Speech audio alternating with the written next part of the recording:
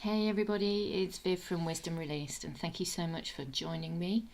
This is your daily reading for Saturday, June the 23rd, 2018. Thank you so much for all the likes and the views and the subscribes to the channel.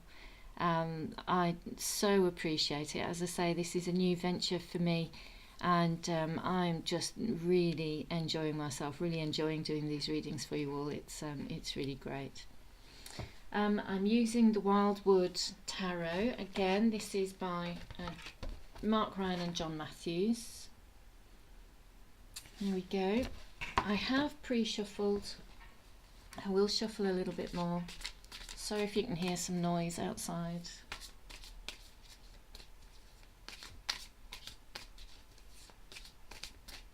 Okay, look at the deck.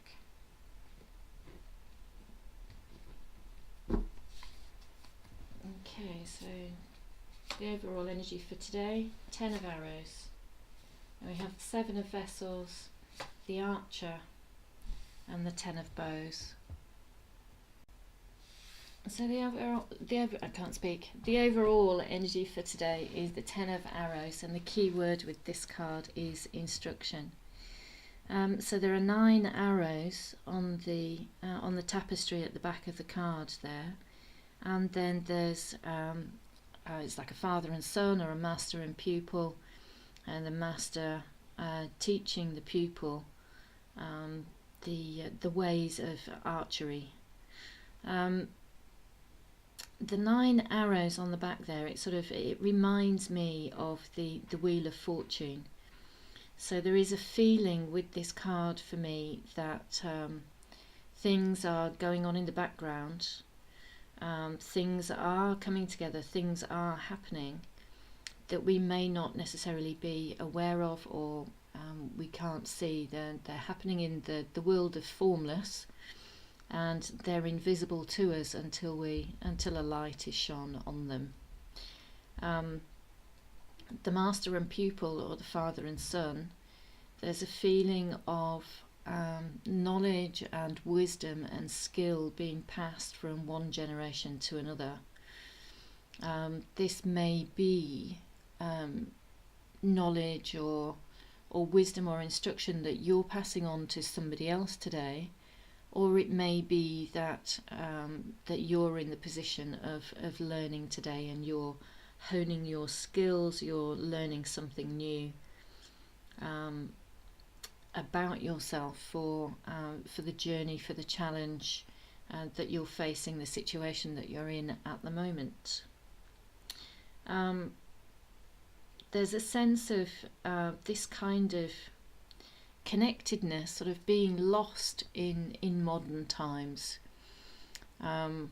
With our, I don't know what it's like in your house, but certainly in my house, my children spend an awful lot of time either playing on the computer, or disappearing off into their bedrooms to watch Netflix or something. And so there's a lot of technology involved, and I have to say my youngest daughter has just discovered a new set of books by Cassandra Clare called Shadowhunters, and she's absolutely adoring reading those, which I'm delighted about because she's not spending so much time in front of the computer. But I am aware that there is, as she's growing more independent, as she's becoming more independent, I'm aware that there is less time that we are spending together, and passing on sort of knowledge, or passing down knowledge and wisdom from me to her, or from me to them. And so I am conscious of spending more quality time with my children, so that there is this sense of instruction, but there's also this sense of togetherness and bonding, and knowing that they're not alone, that none of us are alone. We might feel it sometimes, but we're not alone, that we do have people around to support us and mentor us and instruct us when we really need help, when we really need it. So that's the overall energy for today. Interesting that I said about feeling alone. I sometimes feel very alone. And I know it may sound like a funny thing to say, but I know I'm not alone in feeling alone. So when I think about how many other people out there must also be feeling alone, I find it kind of comforting that I'm not the only one who is alone with my thoughts, if you see what I mean. We all go through periods of insecurity, and we all go through periods of sadness, but these periods are transient. They're never, even though they may feel like they're never ending, they never last at the same intensity for all of time. You know, there is a sense of coming and going. There's a sense of ebb and flow with our feelings and our emotions. And sometimes, for no rhyme or reason, we just wake up with a bit of a head on, and we're just not feeling that great. I think the trick is, though, not to take it so seriously, and to understand that our emotions are transient and our thinking is changing all the time. It may be that you genuinely have something to feel upset about. It may be that you genuinely have something that you've lost. Perhaps there's a connection that you've lost. Perhaps it's a family connection, perhaps it's a romantic connection, perhaps it's a connection with a friend. Perhaps something at work hasn't turned out exactly how you were hoping, and you are, maybe it's the loss of a contract, or a job that you didn't get, that it didn't come to fruition, that you didn't get past the interview stage, or perhaps there's a redundancy or something like that. It's okay to feel upset at some point in our lives, when there are, if there's something, we've lost something that is important to us, then it's okay to feel upset. And sometimes I think we put an awful lot of pressure on ourselves not to feel upset. It's like we're failing somehow if we're upset, because there is so much out there in the wider world about being positive all the time. Just think positive and your life will fall into place. Well, that's bollocks, to be honest. I think not getting so carried away with your upset thinking when you have upset thinking is the key to bouncing back. It's acknowledging that it's a transient state, that it's okay to feel the way that you're feeling, and that it will pass. And it may be, as I say, that you have a perfectly justifiable reason. But even if you don't, and you've just woken up and you're feeling a bit sad and you don't really know why, that's okay. Give yourself a break. It's fine. It will pass.